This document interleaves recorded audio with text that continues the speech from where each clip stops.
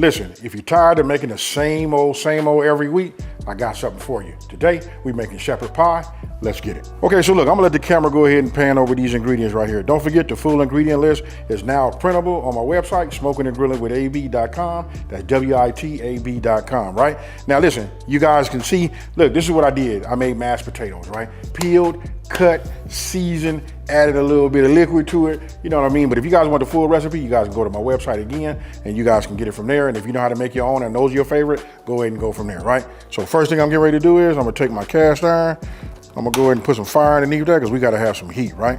First thing we're gonna do is, folks, we're gonna start browning our, this is 80-20 ground beef. Now, let me go ahead and address this part. This is for like the people overseas and it's like true to being called, it being called shepherd's pie. This is normally made, listen, it's normally made with ground lamb. But this is America, we have to do some type of substitution and ground beef is readily available. Finding ground lamb is like a little bit of a chore. I can get it, but I gotta have it ground. They say it's froze and it's a 3 or 4 day process and blah, blah, blah. So ground beef works just fine. And check this out. If you guys have ever done, listen to this, if you ever had meatloaf in your rotation, you got to love this because this is a breakdown of meatloaf when you think about it. Everything inside there. And that right there is what y'all saw me making in the very beginning. All right, so we got enough heat in this pan you can see, right? Look at that right there, starting to smoke. That's good enough for me. All right, so if you guys don't have one of these right here, look, this is my little meat masher. And these are especially good for those of you guys that are using those non-stick pans. They got that Teflon in them. You know what I mean? We gotta quit using them though, folks. But if you have those, you can use these in here. They won't let nothing, scrape or nothing like that. It'll protect it, and that way you won't ingest it. Now, I got it like that. That's good. Now I'm finna give this just 2 generous pinches of salt. All right, so I'm just breaking it down. We want it to be small. We don't want no big chunks. You want to treat this like as if this was a chili. Now, okay, earlier I stated that I use 80-20, right? That gives me a little bit of, fat to work with. If you guys pay attention, come here and look in the inside of there. I'm gonna go ahead and take this and I'm gonna move this around. You can see it right here. Now, for those of you guys that usually buy that 90-10, some of y'all even buy that 93-7, or whatever, that means that it's a little bit on the lean side, right? So if you do that, now would be the time to add just a little bit more oil to it. You know what I mean? Any, oil of your choice, right? Now, I'm getting ready to take my onions and we're finna add those in, right? We're gonna continue cooking that. For me, I cook my beef till I don't see no more pink. And then I start, I always give my onion the head start and I move this around. So now I'm gonna take my celery, add that, see that? And then we're gonna come with, now look, this was just a package of frozen veggies, you know what I mean? So you can see I got this medley, right? This will be my peas, my corn, and my carrot. I don't put it all in here like that. I like to just look at it and see how much is in there. So when you start mixing it up, you can see. If it needs more, you can go by visually how it looks. You know what I mean? Because your eyes will tell you. What we're gonna do is just cook this just till it get a little soft. That's it.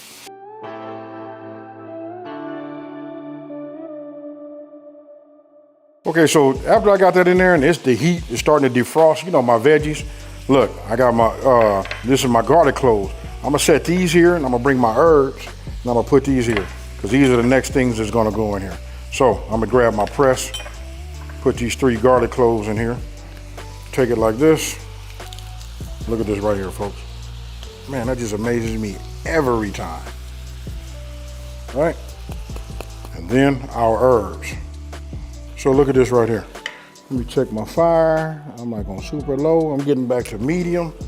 You'll probably hear it kick up just a little bit more. But look at the color. That tells me my mixture is right. Right? So we leave that there. Now I'm getting ready to bring my tomato paste into the, to infect. All right. Now once you got that paste, mixed in, that heat will help it, dissolve and spread, right? Look, now we want to check this out. We're going to take our flour. Right? You guys got it now. You've been cooking with me long enough to know when you start using flour, you know what I mean? You know that I'm the guy that like to do the rules. Or if I start adding cornstarch, we doing a little thickener, right? But just follow with me and stay with me, folks. Now we want to move this around. We want to let everything, get nice and what's the word for me? Mixed and married. After you got everything cooked in and you feel like, I'm gonna say after about a couple of minutes of moving this around and letting that flour marinate with the food and it touching this, cast iron, right? It's getting cooked. Now we're gonna come with our beef broth. We boiling, we finna set this down, lower this temp, set it down to a simmer. Right now we're gonna cook this for about 30 minutes, right? We're gonna stay on top of it. What you wanna do is, you wanna keep yourself a little bit of your broth back or your stock back, right? Because if it get a little too dry, we wanna like stir it about every 15 minutes, right? So I'm gonna put my top over here, like that, and we cool. And for those of you guys that don't have a top for it, what you can do is get a piece of aluminum foil, put it over here, just leave one little vent. You know what I mean? We do it like that. That's old school, that's granny's way. But I don't have to do that right now, because if you look right here, this is part of my hex clad tops. You see that right there? It lets some of that evaporation, some of that heat and steam come out the top. After we come back, we're gonna preheat our oven to 375 degrees and we finna make something magical. Okay, so look, this is what we did. Just giving a recap. 30 minutes, I really didn't even have to go 30 minutes, you know what I mean? Because I like what I was seeing. It's nice and firm. I'll do it like this. We'll look at it like this, look at that. You see that right there? That's what you wanna have. Now I put my cheese right here so we can go ahead and discuss this. When you're making your mashed potatoes, you can put your cheese in here, you know what I mean? And you can leave it like that and then kind of like melt it that way, but I'm gonna do it a little different for me, folks. Look, I almost reached down and grabbed it like that. So I'm just gonna go ahead and just put a light little layer of cheese on top of here. Now we're gonna come back to this right here. And what we're gonna do is we're just gonna put the icing on the cake. Y'all like that?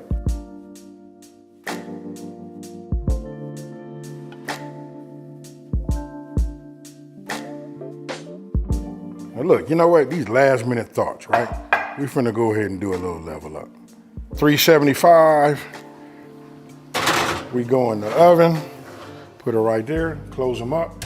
Now I'm getting ready to set myself a timer for about 20 minutes and we're gonna take a look. Usually takes about 30 minutes, but 20 minutes, I wanna know what's going on.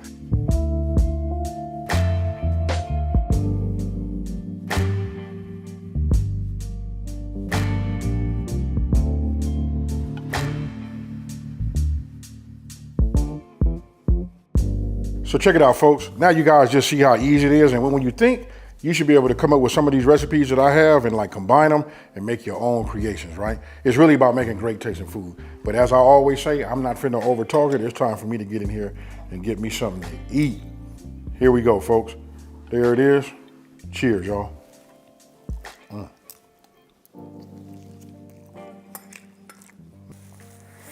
Woo! Now I don't let this cool. I'm still telling you it's fire, folks. Again, I just want to recap that part about like in the seasoning. You know, it's ground beef. Normally, I told you when they make it, originally it's made with ground lamb. If you guys got the ground lamb, that's even better. If you ask me, it's nice, tender, juicier. It holds on to the to your seasoning and does all of that. But look, this is. I'm gonna say it like this, man. This is America, folks. You know what I mean? Hey, we get down and we doctor up everything and we make it just right, right? So with that being said, I want you guys to let me know down in the comment section below, what else would you have put inside of this right here? Or if you got a better way of doing it, please talk to me in the comment section below. And don't forget, the full recipe is on my website, smokingandgrillingwithab.com. Now, if you're new to my channel, let me take this time to say, thank you for watching this video. Don't forget to like, smash that subscribe button and tell everybody out there, listen, there's a channel out here that's simplifying these recipes and taking the mystery out of cooking. You guys don't know it if you're new to my channel, but listen, I love that great Kool-Aid. I'm about to grab me some of that, and guess what? We about to sit down and eat. And you know what? I'm out. Peace.